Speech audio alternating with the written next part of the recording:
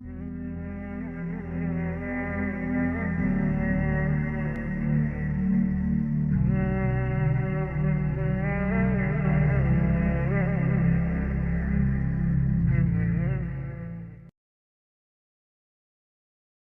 وقت کی نماز یہ میرے نبی کی آنکھوں کی ٹھنڈک ہے، 5 وقت کی نماز اس امت کی شان پہچان ہے، اور اللہ تعالیٰ نے پہلی امتوں پر اتنی بڑی مشقت ڈالی کہ ان کی نماز مسجد کے علاوہ کہیں نہیں ہوتی تھی، مسجد میں ہی ہوتی تھی۔ ہمارے لیے کتنی آسانی کر دی، جاب میں ہے مصلی بچھا نماز پڑھ، چلو مصلی بھی کوئی نہیں، زمین دیکھ اس پر کوئی گندگی تو کوئی نہیں ہے، بس زمین بھی تیرے لیے پاک ہے، چل نماز پڑھ۔ اور آسانی کر دی، پانی کوئی نہیں ہے کوئی بات نہیں، مٹی میں ہاتھ مار، منہ پہ مل، پھر ایک ہاتھ مار، یوں کر، چل نماز پڑھ، میں تیری قبول کروں گا۔ یہ کسی امت کے ساتھ یہ نہیں ہوا، انہیں وضو ہی کرنا تھا چاہے پانی 50 میل پر موجود ہو، اور ہمارے لیے پانی کوئی نہیں ہے، چلو تیمم، مٹی میں ہاتھ ہمارا یوں کیا، پھر ہاتھ ہمارا ایک یوں کیا ایک یوں کیا، چل بھائی اللہ اکبر قبول۔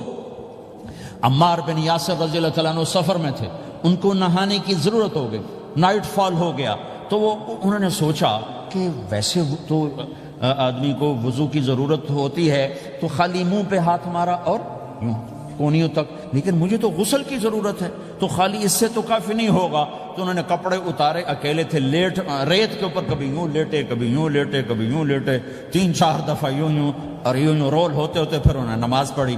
آئے اللہ کے نبی کی بارگاہ میں، یا رسول اللہ مجھے رات کو نہانے کی ضرورت پڑ گئی، تو میں نے کہا وضو کے لیے تو خالی یہ 2 دفعہ کرنا کافی ہے، تو یہ تو نہانا تھا، تو میں تو ریت میں خوب رول ہوتا رہا۔ میرے نبی نے انما یکفیک ضربتان، ارے سیدھے بندے عمار، اس کے لیے بھی اتنا ہی کافی تھا کہ تو یوں کرتا اور یوں کرتا اور تو پاک ہو جاتا۔ اللہ نے اس نبی کے طفیل، اس محبوب مصطفیٰ صلی اللہ علیہ وسلم کے طفیل، اللہ نے کیا کیا سہولتیں اور آسانیاں ہمیں عطا فرمائیں۔ پھر نماز 4 کی 2 رکعت کر دی کہ بھئی تم مسافر ہو 2 پڑھو، روزے میں سفر میں روزہ معاف کر دیا، بعد میں رکھ لینا، بعد میں رکھ لینا، قضا کرنے کو حکم، بالکل چھوڑنے کا نہیں، اور کہا کہ بھائی مریض ہو چھوڑ دو، مسافر ہو چھوڑ دو، اور نماز 2 رکعت کر دو، سنتیں چھوڑ دو۔ ابن عمر رضی اللہ تعالیٰ عنہ بیٹھے تھے تو انہوں نے 2 رکعت پڑھ کے بیٹھ گئے، تو ان کے خادم نے کہا سنتیں نفل نہیں پڑھو گے؟ کہا اگر پڑھنا تو 4 فرض پڑھتا میں، میرے اللہ نے معافی دے دی تو میں کیوں پڑھوں؟ میرے نبی نے سفر میں سنتیں نہیں پڑھی کبھی، اپنی امت کو سہولت دینے، فجر کی سنتیں 2 پڑھتے تھے، اس کے علاوہ سنتیں نہیں پڑھی تاکہ میری امت کو سہولت ہو، آسانی ہو۔ ایک دفعہ بارش ہو رہی تھی اور کوئی جگہ نہیں تھی نماز پڑھنے کے لیے، تو آپ نے اپنی اونٹنی کو آگے کیا اور اس پر بیٹھ گئے، بیٹھے ہی تھے، پیچھے صحابہ نے اونٹنیوں پر ہی صفیں بنائیں، اور یہ نماز اونٹنی پہ بیٹھ کر ادا کی گئی بارش کے اندر۔ نماز اونٹنی کے اوپر نماز بھی ہو گئی، رکوع بھی ہو گیا، سجدہ بھی ہو گیا، سلام بھی ہو گیا۔ پہلی امتوں کے لیے نہیں تھا، سجدہ ہی کرنا پڑے گا۔ یہ اللہ کے محبوب مصطفیٰ صلی اللہ تعالی علیہ وسلم کی طفیل، میرے اللہ نے ہم پہ فضل و احسان کیا، تو میرے نبی کی زندگی میں عبادات میں نماز سب سے اعلیٰ نظر آتی ہے، سب سے نمایاں نظر آتی ہے، اور پھر بازار میں، گھر میں، دفتر میں، ماحول میں میرے نبی کے اخلاق، یہ زندگی کا دوسرا روشن پہلو ہے۔ میرے نبی کی ساری زندگی 2 لفظوں میں آتی ہے، عبادت اخلاق، عبادت اخلاق، یا تو اور لفظ حقوق اللہ حقوق العباد، حقوق اللہ حقوق العباد۔ حقوق اللہ میں نماز سب سے اعلیٰ، اور حقوق العباد میں لوگوں کی برداشت کرنا، لوگوں سے درگزر کرنا، معاف کرنا، جھوٹ سے بچنا، دھوکے سے بچنا۔ میرے نبی سے پوچھا گیا یا رسول اللہ مسلمان کنجوس ہو سکتا ہے؟ ہم نے کہا ہو سکتا ہے۔ یا رسول اللہ مسلمان کمزور ہو سکتا ہے، بزدل ہو سکتا ہے، ڈرپوک ہو سکتا ہے؟ آپ نے کہا ہو سکتا ہے۔ یا رسول اللہ مسلمان جھوٹ بول سکتا ہے؟ آپ نے کہا نہیں، جھوٹ نہیں بول سکتا، جھوٹ نہیں بول سکتا۔ ہاں، الا لعنت اللہ علی الکاذبین، جھوٹوں پہ اللہ کی لعنت۔ اس لعنت کے ساتھ 400 پاؤنڈ بچا لیے، 4000 بچا لیے، 4 ملین بچا لیے، 4 بلین بچا لیے، 4 ٹریلین بچا لیے، ساری دنیا کو بچا لیا، اور اوپر اللہ کی لعنت پڑی تو اللہ کی قسم گھاٹے کا سودا ہے۔ اور سچے ہو گئے، سچ بولا، یہ میں 100 پاؤنڈ کماتا ہوں، لے لو جو لینا ہے اس میں سے، یہ میں 1000 پاؤنڈ کماتا ہوں، لے لو جو لینا ہے، یہ میں 50,000 پاؤنڈ کماتا ہوں، لے لو جو لینا ہے، کہ مسلمان کی زبان سے جھوٹ نہیں نکلتا، سچ ہی بولتا ہے۔ آپ تشریف لے جا رہے ہیں، ایک آواز ہے یا رسول اللہ، آپ نے یوں دیکھا کوئی نظر نہیں آیا، پھر آواز ہے یا رسول اللہ، تو آپ نے دیکھا کہ ہرنی ڈیئر چھوٹی وہ کھڑی ہوئی رسی میں بندھی. تو آپ نے کہا کیا ہوا؟ کہا جی آپ کا صحابی مجھے پکڑ کے لایا ہے, میرے چھوٹے چھوٹے بچے بھوک سے رو رہے ہوں گے, آپ مجھے چھوڑ دیں, میں بچوں کو دودھ پلا کے واپس آ جاتا, مجھے پتا ہے میرے اللہ کی تقدیر میرے بارے میں کیا ہے. تو آپ نے کہا اگر تو واپس نہ آئی تو پھر؟ تو اس نے کہا مجھے اللہ جہنم میں ڈال دے. آپ نے اس کی رسی کھول دی, خود وہیں بیٹھ گئے. اس نے دوڑ لگائی اور پہاڑوں میں گم ہو گئی. تھوڑی دیر کے بعد وہ دوڑتی ہوئی آئی اور آ کے سر یا رسول اللہ میں حاضر ہو جاؤں. تو آپ نے اس کو باندھ کے وہیں آپ بیٹھ گئے نہیں. دیر کے بعد وہ صحابی آئے جنہوں نے اس کو شکار کیا تھا, پکڑا تھا. تو کہنے لگے, ان کا یا رسول اللہ آپ کہاں کیسے؟ کہ میں ایک درخواست لے کر آیا ہوں. کہ کیا؟ کہ یہ ہرنی مجھے ہدیہ کر دو. کہ یا رسول اللہ سب کچھ آپ کا ہے, کہ بس یہ ہدیہ کر دو. یا رسول اللہ حاضر. تو آپ نے اس کو لے کر رسی اس کی گردن سے نکالی کہ جا بچی اپنے بچوں کے پاس جا کے خوشی منا, سچ نجات دیتا ہے اور جھوٹ ہلاک کرتا ہے. ایک ہرنی جان کی بازی کھیل گئی سچ بولنے کے لیے, تم چند پونڈوں پہ جھوٹ بولتے ہو, ایمان کو برباد کر کے رکھ دیتے ہو. مسلمان جھوٹ نہیں بولتا, مسلمان دھوکہ نہیں دیتا, مسلمان کی زبان سے سخت بول نہیں نکلتا, کسی کو بے عزت نہیں کرتا, کسی کو کی بے اکرامی نہیں کرتا, کسی کا دل نہیں توڑتا, کسی کو ذلیل نہیں کرتا, خود سہتا ہے, اوروں کو خوشیاں دیتا ہے, خود دکھ سہتا ہے, اوروں کو راحت دیتا ہے, خود تکلیف سہتا ہے. یہ میرے نبی کے اخلاق ہیں, یہ میرے نبی کی زندگی ہے, اور یہ اسلام کا سب سے بڑا چیپٹر ہے اور سب سے مشکل چیپٹر ہے. جب میرے نبی نے لمبی نمازیں پڑھی تو اللہ نے روک دیا کہ میرے حبیب ما انزلنا علیک القرآن لتشقى, اتنی لمبی نماز نہ پڑھ کے تو تھک جائے. میرے نبی نے تبلیغ میں زور دکھایا تو اللہ نے روک دیا, فلتذهب نفسك علیہم حسرات. میرے نبی اتنا غم نہ کر کے آپ خود ہی آہیں بھرتے بھرتے آپ مر جائیں. میرے نبی نے مال سارا خرچ کیا, اللہ نے اس سے بھی روک دیا, ولا تبسطها كل البسط فتقعد ملوما محسورا. اتنا خرچ نہ کریں کہ آپ خود پھر دکھی ہو کے بیٹھ جائیں. خرچ کرنا بہت بڑا عمل, تبلیغ سب سے سارے عملوں کا سردار عمل. تبلیغ سے بڑا کوئی کام ہوتا تو اللہ نبیوں کو دیتا, اگر تبلیغ سے بڑھ کر کوئی کام ہوتا تو اللہ نبیوں کو دیتا, گشت سے بڑھ کر کوئی محنت ہوتی تو اللہ نبیوں کو دیتا. 950 سال نوح علیہ السلام گشتی کر رہے ہیں, اور اللہ کی مان لو. اتنا عظیم عمل کا میرے نبی درمیانہ نماز سب سے بڑی عبادت, میرے نبی درمیانہ کام. لیکن جب میرے نبی نے اخلاق اچھے کیے, دشمن کو معاف کرنا. لیکن ایک آدمی آپ سوئے ہوئے تھے, آپ کی تلوار لٹکی تھی, ایک آدمی آیا, اس نے آپ کی تلوار اتاری اور یوں ہماری پسلی میں, آپ اٹھ کے بیٹھ گئے. اب وہ قتل کے ارادے کے لیے آ چکا ہے اور تلوار یہاں ہے, کہتا من یمنعک منی, اب بول تمہیں کون بچائے گا؟ تو آپ نے مسکراتے ہوئے کہا اللہ. تو اس کے ہاتھ سے تلوار گر پڑی, تو آپ نے اٹھا لی, آپ نے یوں سیدھی کی, اب تو بچا, تجھے کون بچائے گا؟ وہ کہنے لگا مجھے تو ہی بچائے گا. وہ تو اللہ کو جانتا نہیں تھا, کہ بابا مجھے تو ہی بچائے گا. تو آپ کہتے ہیں اس کا سر اڑا دو, یہ نبی کو قتل کرنے آیا ہے. میرے نبی نے فرمایا کلمہ پڑھتے ہو؟ کہ نہیں پڑھتا. کہ جاؤ معاف کیا. یہ میرے نبی کے اخلاق ہیں. 20 سال جنہوں نے قتل کے منصوبے بنائے, مکہ والے. جب آپ مکہ میں فاتحانہ داخل ہوئے, ابو سفیان سب سے زیادہ آپ کو دکھ پہنچانے والوں میں پیش, تو آپ نے ابو سفیان کو عزت دی. جو ابو سفیان کے گھر میں داخل ہوگا اس کو کچھ نہیں کہا جائے گا. آپ تو ابو سفیان کو بلا کے سولی پہ لٹکاتے, اور آپ کہہ رہے ہیں جو ابو سفیان کے گھر میں جائے گا اسے کچھ نہیں کہا جائے گا, جو بیت اللہ میں ہوگا اسے کچھ نہیں کہا جائے گا. سارا مکہ سامنے, آپ یوں بیت اللہ کا دروازے پر یوں دونوں ہاتھ ایسے ٹکا کے کھڑے تھے. پھر آپ نے کہا میں کیا کروں گا اب تمہارے ساتھ؟ تو سہیل بن عمر نے کہا آپ کریم ہیں, کریم کے بیٹے ہیں. تو آپ نے کہا جاؤ میں نے معاف کیا. یہ اخلاق آج مٹ چکے ہیں, مردوں سے, عورتوں سے, علم والوں سے, خانقاہ والوں سے, تبلیغ والوں سے, سب زیرو ہوئے پڑے ہیں. جب تک یہ اخلاق زندہ نہیں ہوتے اسلامی زندگی قائم نہیں ہو سکتی, اسلامی معاشرت قائم نہیں ہو سکتی. اور دین دو چیزوں سے آگے پھیلتا ہے, ایک دعوت اور ایک اخلاق. دعوت اور اخلاق. دعوت نہیں ہوگی تو اخلاق وہیں پڑے رہ جائیں گے, اخلاق نہیں ہوں گے تو دعوت کوئی قبول نہیں کرے. میرے نبی نے کتنے معجزے دکھائے مکے میں, نہیں کلمہ پڑھا. بدر میں ان کے 70 مارے گئے, فرشتوں کو دیکھا, جبریل کے گھوڑے کی آواز سنی, کلمہ نہیں پڑھا. خندق میں شکست ہوئی, کلمہ نہیں پڑھا. پانی نکلتے دیکھا، انگلیوں سے کلمہ نہیں پڑا.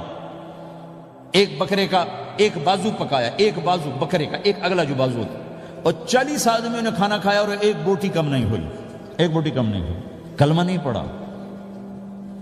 لیکن جب میرے نبی نے کہا جاؤ معاف کیا تو سارے ہی کلمہ پڑ گئے کہ واقعہ یہ اخلاق نبی کے ہو سکتے. حنین کی جنگ میں جب بھاگے لوگ، شکست ہوئی، تو ایک صحابی کا بھاگتے ہوئے پاؤں ہمارے نبی کا پاؤں پر آیا، اور جوتا سخت تھا، تو آپ نے کہا اوجعتنی، اور آپ کے ہاتھ میں چھڑی تھی، آپ نے اس کو یوں ماری، اوجعتنی، ارے تو نے مجھے کتنا زیادہ درد پہنچایا، دکھ پہنچایا. وہ بیچارے پگھل کے رہ گئے اور پریشان ہو گئے، اور فرماتے ہیں سارا دن میں پریشان، ساری رات پریشان کہ اللہ کے نبی کو میں نے تکلیف پہنچائی، اب میرا کیا بنے گا. اگلا دن ہوا تو اعلان ہو رہا تھا بھائی جس کا پاؤں نبی کے پاؤں پہ آیا تھا اس کو اللہ کے نبی بلا رہے ہیں. تو صحابی کہنے کہ میں نے سمجھا بس اب میری تو دنیا بھی گئی اور آخرت بھی گئی، اب میرے اوپر کیس بنے گا اور مجھے ڈانٹ ڈپٹ بھی ہوگی، میرا کتنا بڑا گھاٹا نقصان ہوگا. یہ حاضر ہوئے ڈرتے ڈرتے. تو آپ نے فرمایا میرے بھائی کل میں نے تمہیں چھڑی ماری تھی، وہ مجھے معاف کر دینا، اور یہ 80 اونٹ تمہیں ہدیہ دیتا ہوں، 80 کیملز یعنی 80 پراڈو، 80 رینج روور کا یہ میری طرف سے تمہیں ہدیہ ہے. وہ حیران پریشان، یہ میرے نبی کے اخلاق ہیں، یہ میرے نبی کے اخلاق ہیں. کانٹے بچھانے والی نے 4 دن آنا چھوڑ دیا، بیمار ہو گئی تھی. تو ہم نے کیا بات ہے، وہ ہمارے راستے میں اب کانٹے کوئی نہیں ہیں. کہا جی وہ بیمار پڑی ہے جو کانٹے بچھاتے تھے. تو آپ اس کے گھر چلے گئے، ماں جی خیریت تو ہے، آپ ٹھیک تو ہیں؟ کہا بیٹا مجھے کلمہ پڑھا دے، بس تیرے اخلاق نے مجھے فتح کر لیا ہے. میرے بھائیوں یہ چیپٹر بھول چکے ہیں، بھول چکے ہیں، بھول چکے ہیں. جب تک یہ چیپٹر زندہ نہیں ہوگا زندگی اسلامی نہیں بنے گی، معاشرہ اسلامی نہیں بنے گا، اور آگے قوموں کے لیے اسلام کا دروازہ نہیں کھلے گا. ہمیں معاف کرنا آتا ہو، ہمیں گالی دینے والے کو دعا دینا آتا ہو، غیبت کرنے والے کی تعریف آتی ہو، اور غیبت کرنے سے، غیبت سننے سے اپنے آپ کو ایسے بچاؤ جیسے زہر سے بچاتے ہو، جیسے آگ سے بچاتے ہو. ایک دوسرے کو نفرت کا بول نہ بولو ورنہ ساری زندگی تباہ و برباد ہو جائے گی. میرے رب کی قسم، میرے نبی نے کہا ایک زبان کا بول انسان بولتا ہے اور جہنم کی گہرائیوں میں گر جاتا ہے، اور ایک زبان کا بول انسان بولتا ہے اور جنت کے درجات پر چڑھ جاتا ہے. یہ زبان بہت طاقتور چیز ہے. میں ہر بیان میں اس کو دہرا رہا ہوں کہ جتنا یہ عمل ختم ہو چکا ہے اتنا کوئی عمل بھی نہیں ختم ہوا ہے. اور ایک صحابی ہیں ابو دجانہ. کون ابو دجانہ؟ السابقون الاولون من المہاجرین والانصار، اس میں پہلی صف کے صحابہ. کون ابو دجانہ؟ جب آپ حج پر گئے تو اپنی جگہ مدینے کا امیر ابو دجانہ کو بنایا. ابو دجانہ حج میں شریک نہیں ہوئے کہ آپ نے اپنی جگہ ان کو اپنا نائب بنا کے وہاں کھڑا فرمایا ابو دجانہ میری جگہ پر مدینے کا امیر ہے. یہ وہ ابو دجانہ ہیں. کون ابو دجانہ؟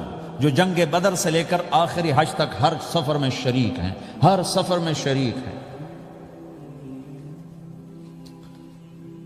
ان کی ایک بات میں بتانا چاہتا ہوں، پہلے تھوڑی سی ان کی ہسٹری بتانا چاہتا ہوں. کون ابو دجانہ؟ احد کی جنگ میں آپ نے تلوار اٹھائی، کہا اس تلوار کو کون لے گا؟ کئی صحابہ کھڑے ہو گئے. آپ نے کہا اس تلوار کا حق کون ادا کرے گا؟ سارے بیٹھ گئے. 3 آدمی کھڑے رہے، ایک زبیر بن عوام، ایک عمر بن خطاب، ایک ابو دجانہ. ان کا نام ہے سماک بن خرشنہ. سماک بن خرشنہ ان کا نام ابو دجانہ سے مشہور ہے. تو آپ نے تلوار نہ عمر کو دی، نہ زبیر کو دی، ابو دجانہ کو دی. تو عمر رضی اللہ عنہ نے تو محسوس نہیں کیا، حضرت زبیر نے محسوس کیا کہ اس کو کیوں دی، مجھے کیوں نہیں دی؟ میں مہاجرین میں سے ہوں، میں پھوپھی کا بیٹا ہوں، میں اس سے دلیری میں کم نہیں ہوں. بلکہ حضرت زبیر کی دلیری کی تو دھک تھی، جدھر سلوار چلتی تھی کاٹتی چلی جاتی تھی. کہنے کہ میں دیکھوں گا یہ کیا کرتا ہے. تو ابو دجانہ کے پیچھے پیچھے زبیر ہو لیے. تو ابو دجانہ نے جو حملہ کیا تو 3000 کا لشکر تھا، اس کو چیر کے پار نکل کے، پورے لشکر کو کاٹ کے پار نکل کے. اور آگے عورتیں کھڑی تھیں جو مکے کے لشکر کو تیار کر رہی تھیں. نحن بنات طارق نمشي على النمارق مشي القتل بوارق المسك في المخالق المسك في المفارق والضر في المخالق ان تقبلوا نعانق وتدبروا نفارق فراق غير وامق. یہ گانا گا رہی تھی اور ان کو تیار کر رہی تھیں. تو جب ابو دجانہ کی تلوار نظر آئی تو سب بھاگی. ہندا پکڑی گئی تو آپ نے یوں اپنی تلوار ہندا کے سر پر رکھی، انہوں نے چیخ ماری، تلوار ہٹا لی. تو زبیر پیچھے پیچھے کہ کیا کیا ہے؟ جنگ میں اگر کوئی عورت حصہ لے اسے مارنا جائز ہے، ویسے جائز نہیں ہے، عورت کو، بچے کو، بوڑھے کو ہاتھ لگانا جائز نہیں ہے۔ تو انہوں نے کہا تلوار کیوں نہیں چلائی؟ کہا میرے محبوب کی تلوار ہے، عورت کے خون سے رنگین کر کے اس کی شان نہیں گھٹانا چاہتا، یہ میرے نبی کی تلوار۔ پھر واپس ہوئے، پھر اٹیک کیا اور پھر مجمع کو چیر دیا۔ سامنے ایک آدمی آ رہا تھا ہاتھی کی طرح، اتنا لمبا موٹا تازہ۔ تو زبیر کہنے لگے میرے جی میں آیا کبھی اس کی ٹکر ہونا پھر میں دیکھوں ابو دجانہ کیا چیز ہے۔ تو اللہ کا کرنا ایسا ہوا ابو دجانہ دونوں آمنے سامنے ہو گئے۔ تو وہ ایسے شاہ سوار تھے کہ دونوں طرف کے لشکر ذرا تھم گئے اور وہ دونوں بھڑ گئے۔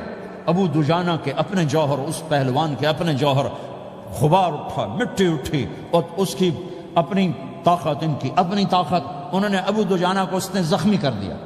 ابو دجانہ نے جو جوش میں آ کے ماری تلوار، اس کو لگی یہاں، تو اتنی طاقت سے لگی کہ اس کے نیچے اتر کر 2 ٹکڑوں میں تقسیم کر دی۔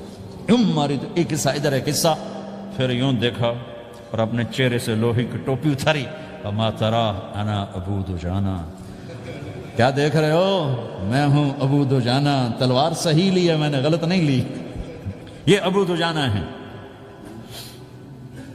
اور جب شکست ہو گئی احد کی جنگ میں، اور پھر 10-12 آدمی نے آپ کو گھیرے میں لیا ہوا تھا، ان میں ایک ابو بکر تھے، عمر تھے، علی تھے، طلحہ تھے، زبیر تھے، سعد بن ابی وقاص تھے، اور سہل بن حنیف تھے، عبادہ قتادہ بن نعمان تھے، اور ابو دجانہ تھے رضی اللہ تعالی عنہم۔ ان میں سے ایک ابو دجانہ بھی تھے۔ اور یمامہ کی جنگ میں ابو دجانہ شہید ہوئے، یمامہ کی جنگ میں شہید ہوئے۔ یہ ابو دجانہ کی تھوڑی سی سیرت آپ کے سامنے آئی ہے۔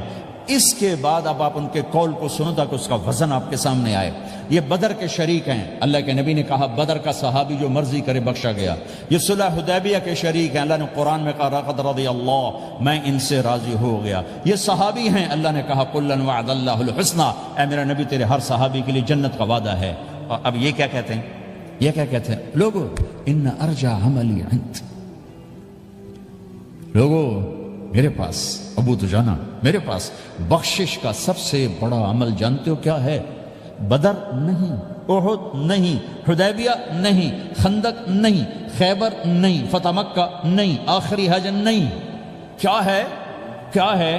لوگو ان ارجع عملی عندی، میرے پاس آخرت میں بخشش کا سب سے بڑا عمل بس ایک ہے کہ ما آذیت احدا بلسانی، میں نے اپنی زبان سے کبھی کسی کو دکھ نہیں پہنچایا۔ ولا اجد فی قلبی غلا لاحد، اور میرے دل میں کسی کے لیے بغض کوئی نہیں ہے، بس یہ میری بخشش کا عمل ہے۔ تو بھائیو، نبی کے اخلاق میں 2 چیزیں لے لو، ایک زبان سے کسی کو دکھ نہ دو، ایک دل میں کسی کا بغض نہ رکھو۔ اللہ کی قسم بغیر حساب کتاب کے جنت میں جاؤ گے۔ بڑے بڑے جنید بغدادی اور بڑے بڑے معرفت والے تمہیں دیکھتے رہ جائیں گے، تمہاری رفتار اتنی تیز ہوگی کہ تمہیں وہی پکڑ سکے گا جس کا یہ 2 عمل تم سے زیادہ اچھا ہوگا۔ جس روڈ پہ رش ہوتا آپ وہاں سے گاڑی ہٹا لیتے ہو، ادھر نہیں جانا، ادھر رش ہے، وہ سائن وغیرہ آپ کو آ جاتے ہیں کہ ادھر بلاک ہے، ادھر نہیں جانا، ادھر جانا ہے۔ تو جہاں روڈ پہ رش ہوتا ہے تو قیمتی سے قیمتی گاڑی کی رفتار بھی آہستہ ہو جاتی ہے، اور جہاں روڈ خالی ہوتا ہے تو پرانی گاڑی بھی بھاگے جا رہی ہوتی ہے۔ ہمارے یہاں پرانی گاڑی ہوتی ہے نا، پرانی بسوں کے پیچھے لکھا ہوتا ہے نہ انجن کی خوبی نہ ڈرائیور کا کمال، خدا کے سہارے چلی جا رہی ہے۔ اور جس کے پاس ایسی گاڑی ہو، نہ انجن کی خوبی نہ ڈرائیور کا کمال، تو اگر اس کو روڈ خالی مل جائے تو وہ تو مرسیڈیز والے سے پہلے پہنچے گا، رینج روور والے سے پہلے پہنچے گا، بینٹلی والے سے پہلے پہنچے گا، رولز رائس والے سے پہلے پہنچے گا، جو وہ تو پھنسی کھڑی، اس کا روڈ ہی خالی ہے۔